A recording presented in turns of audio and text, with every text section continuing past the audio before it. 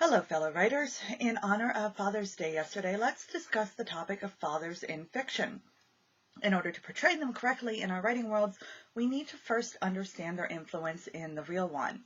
Now, I do know that this can be a touchy subject when fathers are not always the greatest. While I love and respect mine very, very much, I know of too many people who did not receive that blessing growing up, and I've seen the effects that has on them.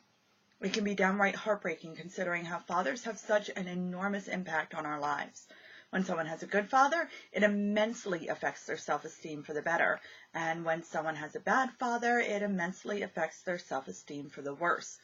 As such, they are more prone to allow negative psychological and philosophical influences into their lives, as in people who will push them toward unhealthy mindsets, take unhealthy physical risks just to gain someone else's approval, even if it's flat out illegal, and rely on long-term and financially costly trips to psychologists, psychiatrists, and counselors due to depression. Don't just take my word for it, though. After all, I'm just a writer, not a psychologist, psychiatrist, or counselor myself. So here's what the experts have to say on the matter, starting with Stephen F. Duncan, Ph.D., a Michigan State University professor and family and human development specialist. In his Employer's Guide publication, he wrote how, and I quote, "Father involvement makes a real difference. Whether the outcome is intellectual development, sexual development, or psychological development, most kids do better when their relationship with dad is close and warm, whether dad lives with them or not.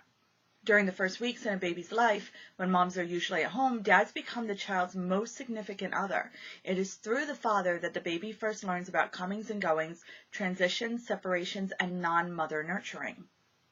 Let's face it, having a truly loving and personally invested non-mothering influence in our lives is exceptionally important when the rest of the world, well, it isn't going to mother us.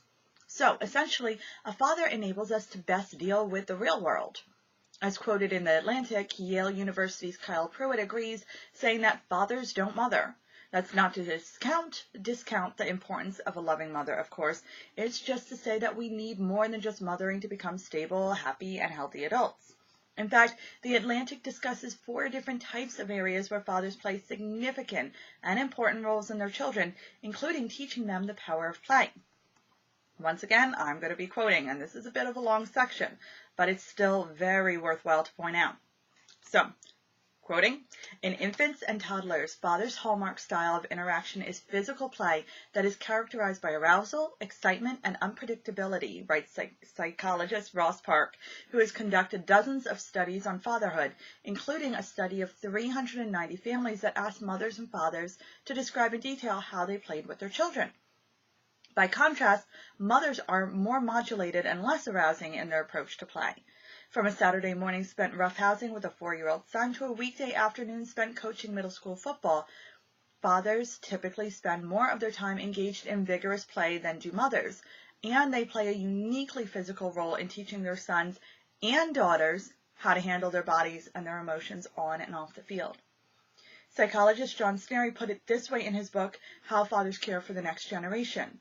"Children who roughhouse with their fathers quickly learn that biting, kicking, and other forms of physical violence are not acceptable." End quote.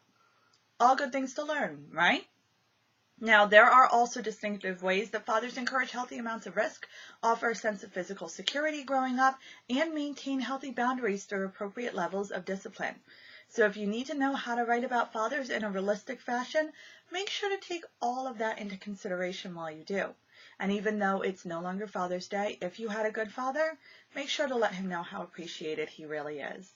Thank you so much, and I will see you all next Monday. All right, bye guys.